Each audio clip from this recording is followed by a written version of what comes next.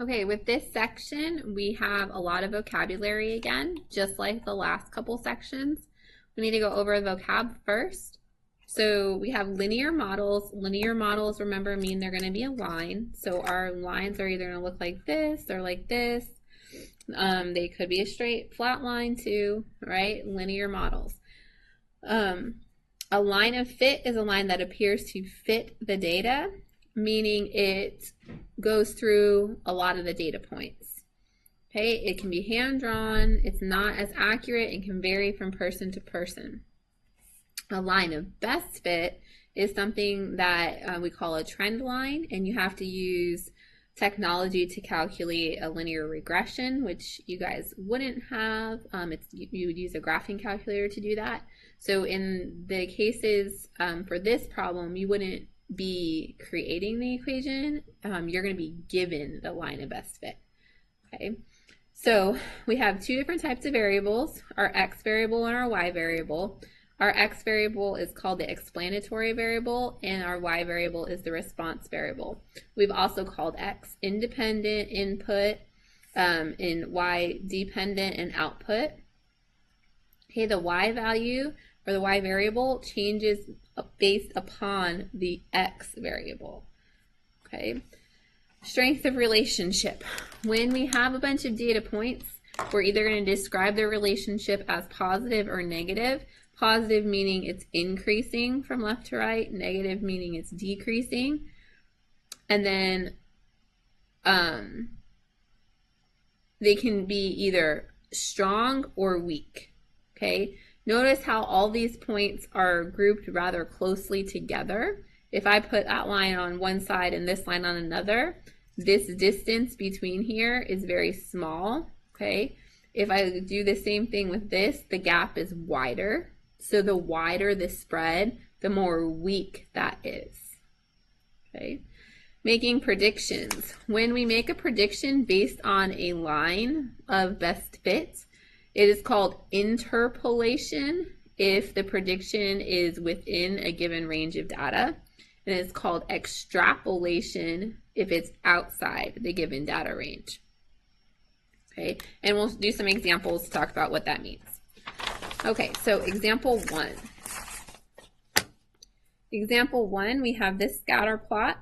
It says the amount x in gigabytes, which is down here on the x-axis, of random access memory, RAM, and the price is y in dollars, and you can see price in dollars on the y, of 10 laptops. So there's 10 data points we're looking at here. Does the data follow a linear or exponential trend? So linear is going to mean it falls close to a line. Exponential would be curve. This is going to be similar to a line. It's going up like this. It's not really curving. So this is going to be linear. We're not dealing with exponentials in this section, so it's going to be linear. What is the price of the laptop with a RAM of 12 gigabytes? So we're going to go to 12 gigabytes, which is right here, and we're going to go up until we get to the data point. At the data point, if we go over to the y-axis, we see 800. So this is $800. Okay. Next one, what is the RAM of the $1,400 laptop? So we know the dollars is 1,400. We're going to go over until we see the data point, which is here. And if we come down to the x-axis, we're at 16. So the RAM is going to be 16 gigabytes. Okay. Identify the explanatory and response variables. So if you look at your notes on the previous page, it says explanatory is for x. And in this case, that's the RAM in gigabytes. Okay, and the response is our y, and in this case on our y is the price in dollars. Okay, example number 2. Identify the explanatory and response variables for the following relationship if possible. Explain your reasoning. So A is kind of confusing. It says the average hours of study time per week and the average hours of extracurricular activities per week for a sample of students. This one's kind of confusing because you could switch them around, and sometimes that happens where the amount you study might be impacted by the amount of extracurricular activities you have. If that were the case, then we would say extracurricular is the X and the amount you study is Y, because if you have more extracurricular activities, you're going to be able to study less. You could sort of switch it around and say if you study less, you have more time to do extracurricular activities. So this is one of those weird situations where you can switch them around for the X and the Y. Okay, so you could justify either one for this situation. Okay, so for B, it says the square footage of living space and the price in a sample of houses for sale. So our explanatory, which is our X, is going to be our square footage. And then our response, which is our Y, is going to be the price. Okay, so basically the price is based off of how big the house is. Okay, the price depends on the size of the house.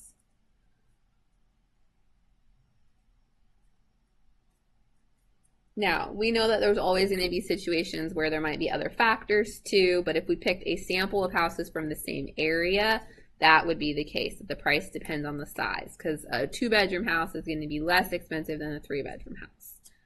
Okay.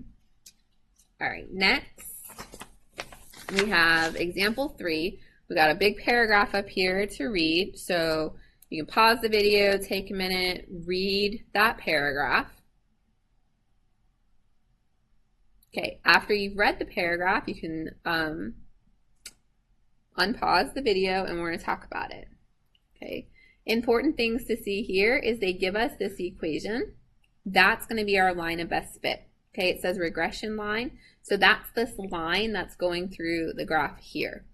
It says predict the average gas consumption used when the temperature is 55 degrees and 70 degrees. Which of these would be considered extrapolation?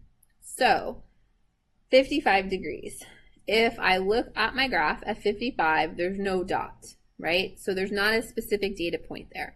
That's when I have to use the equation.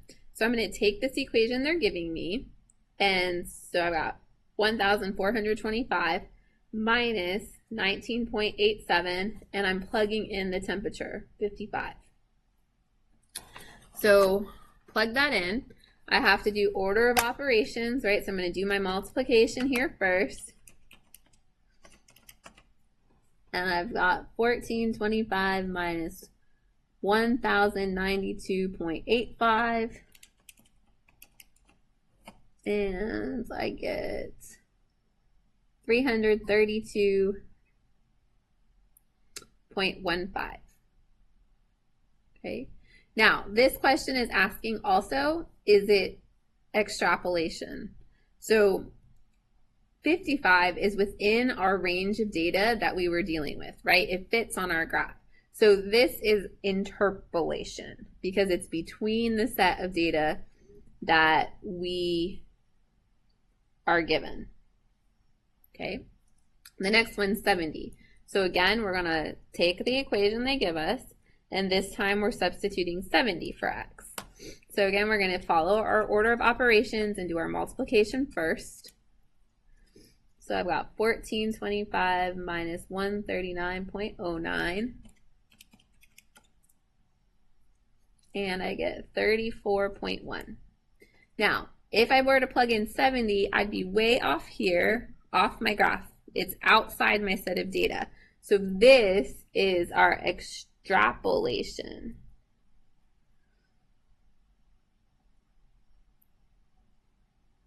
Okay. Interpret the slope of the regression line. We know the formula y equals mx plus b. If we look at the equation they gave us, it's in this format. they switched the MX and the B around. So I'm going to rewrite this so it's in the format that we know. And I'm going to put the negative 19.87 in the front and the positive 1425 in the back. So now you can clearly see this is my M.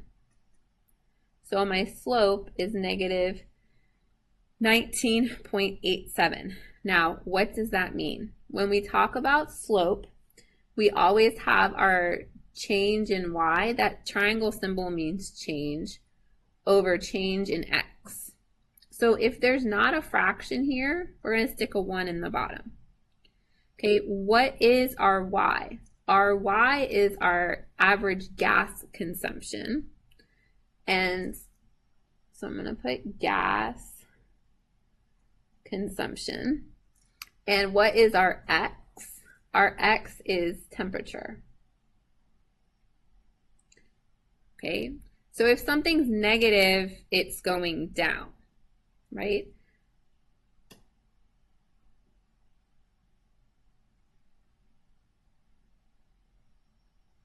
So I could say this a few ways, right?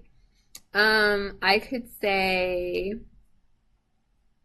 so we could, if we call this negative, the bottom's positive, I could say as temperature increases by 1 degree Fahrenheit, gas consumption decreases by 19.87, and it was this measurement, cubic feet per day. Feet cubed per day. Okay, basically you have to say something about y and something about x. If it's a negative number, it's decreasing. If it's a positive number, it's increasing. Okay. Does the value of the y-intercept have meaning in this context? If so, interpret the y-intercept. So our y-intercept is our b value. Our b value, when we rewrite it in this format, is 1,425. So when we have a b value of 1,425, which this graph is a little off because that should really be up a little bit higher, that's telling us that our x is at 0. So x and 0 in this situation is 0 degrees Fahrenheit. So does the temperature being 0 degrees make sense, right? Because this would be this point on the graph. That makes sense, right? Because temperature can be 0. So this is just saying when the temperature is 0 degrees Fahrenheit, the average consumption of gas is 1,425 cubic feet per, oops, I wrote gas, per day. Okay. Describe the relationship between average temperature and average gas consumption.